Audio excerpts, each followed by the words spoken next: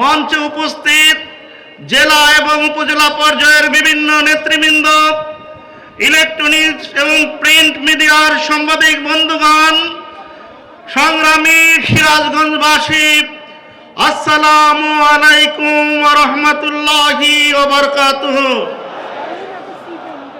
আমাদের এই প্রিয় মাতৃভূমি 1971 সালে স্বাধীন হয়েছিল।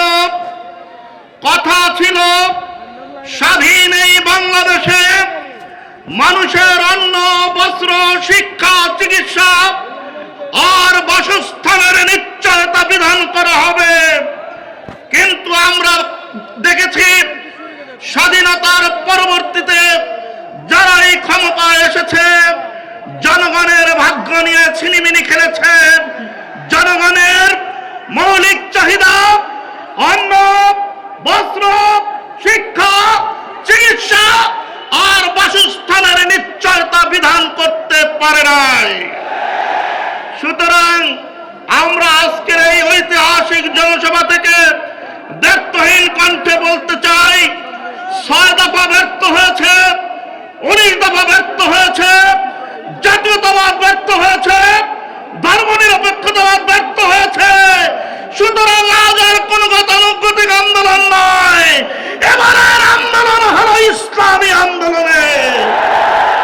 এই আন্দোলনের বিজয় সুনিশ্চিত করার জন্য গাজীপুরে 1 আসনে আমার প্রিয় নেতা আলহাজ অধ্যক্ষ শাহিনুর আলম, সিরাজগঞ্জ 2-এ আমার প্রিয় নেতা, জননন্দিত নেতা, সিরাজগঞ্জ জেলা জামাতের সংগ্রামী সেক্রেটারি জননেতা অধ্যাপক জাহিদুল ইসলাম, বেলকুচি, চৌহালি, ইনাদপুরে সিরাজগঞ্জ 5 আসনে সিরাজগঞ্জের গণমানুষের প্রিয় নেতা আলহাজ অধ্যক্ষ আলী আলম এবং সিরাজগঞ্জ 4 উল্লাপাড়া সলঙ্গা নিয়ে যেই আসন এই দেশের কৃতি সন্তান আলহাজ মাওলানা রফিকুল ইসলাম খানকে আগামী নির্বাচনে বিপুল ভোটের ব্যবধানে দাঁড়িপাল্লাকে সিরাজগঞ্জবাসী বিজয় করবে ইনশাআল্লাহ।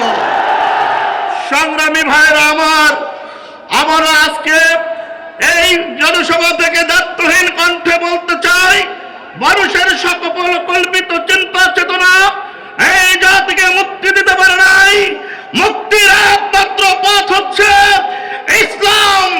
সুতরাং ইসলামী আন্দোলনের আমরা নরসাদুল মর্দে মুজাহিদ হিসেবে আজকের এই সমাবেশ থেকে দিব্য শপথ নিয়ে বাড়ি ফিরে যাব। আমাদের দাঁড়িপাল্লার বিজয় না হওয়া পর্যন্ত কেউ বাড়ি ফিরে যাব না ইনশাআল্লাহ।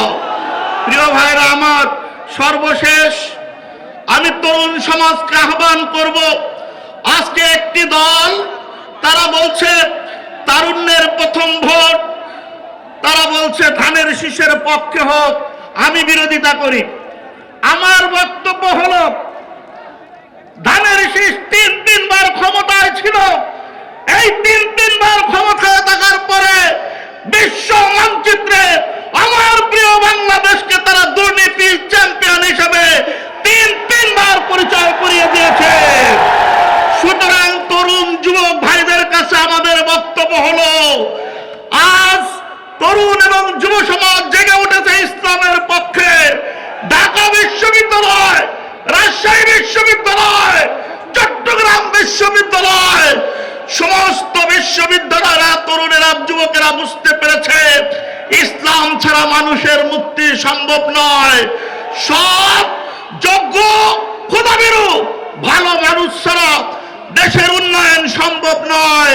সুতরাং আমরা মনে করি এই দেশবাসী, সিরাজগঞ্জবাসী আগামী দিনে বিপুল ভোটের ব্যবধানে ইসলামকে, কোরআনকে, আল্লাহর দিনকে বিজয় করার স্বার্থে দাঁড়িপাল্লা প্রতীকে তারা সিল মারবে ইনশাআল্লাহ। তরুণ ভাইদের কাছে শেষ আহ্বান, তুমি যুবক, তোমাকে একটি ব্যবস্থাপনায় থাকতে হবে। তুমি সুন্দর একটি দেশ পাওয়ার জন্য আজকে তোমাকে জেগে উঠতে হবে খালিদ বিন ওলীদের মতো। তোমার স্লোগান হবে তারুণ্যের প্রথম ভোট, দাঁড়িপাল্লার পক্ষে হোক। আমা তৌফিক ইল্লা বিল্লাহ। আসসালামু আলাইকুম ওয়া রাহমাতুল্লাহ।